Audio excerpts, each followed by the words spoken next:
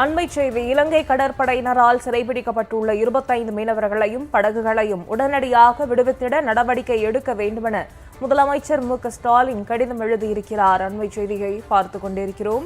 மீனவர் பிரச்சினைக்கு நிரந்தர தீர்வு காண வேண்டும் என்றும் வெளியுறவு அமைச்சர் ஜெய்சங்கருக்கு முதலமைச்சர் மு.க.ஸ்டாலின் வலியுறுத்தியிருக்கிறார். அண்மை செய்தியை பார்த்துக் கொண்டிருக்கிறோம். முழு விவரங்களை எமது செய்தியாளர் தீபாவிடம் கேட்கலாம். வணக்கம் தீபா, விவரங்கள் என்ன? மாணவர்களின் நலன் கருதி நீட் தேர்வை ரத்து செய்த ஒன்றிய அரசை வலியுறுத்தும் வகையில் டெல்லி, இமாச்சலம் பிரதேஷ், ஜார்க்கண்ட், கர்நாடகா, கேரளா, பஞ்சாப், தெலுங்கானா மற்றும் மேற்கு வங்காளம் ஆகிய மாநில முதலமைச்சர்கள் அவர்களுக்கு சட்டமன்றங்களில் தீர்மானம் நிறைவேற்றப்படும்.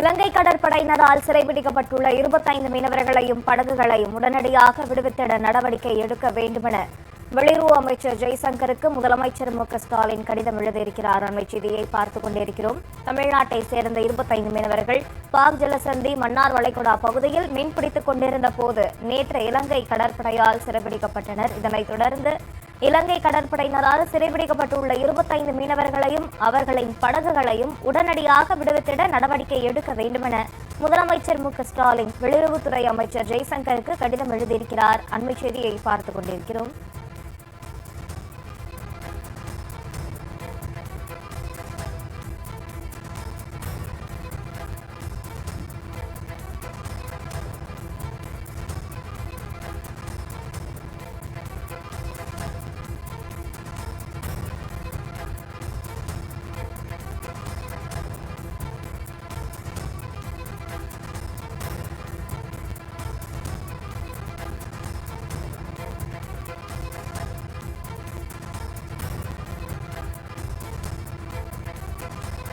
மீனவர் பிரச்சினைக்கு நிரந்தர தீர்வு காண வேண்டும் என்று வெளியுறவு அமைச்சர் ஜெய்சங்கருக்கு முதலமைச்சர் மு.க.ஸ்டாலின் வலியுறுத்தியிருக்கிறார்.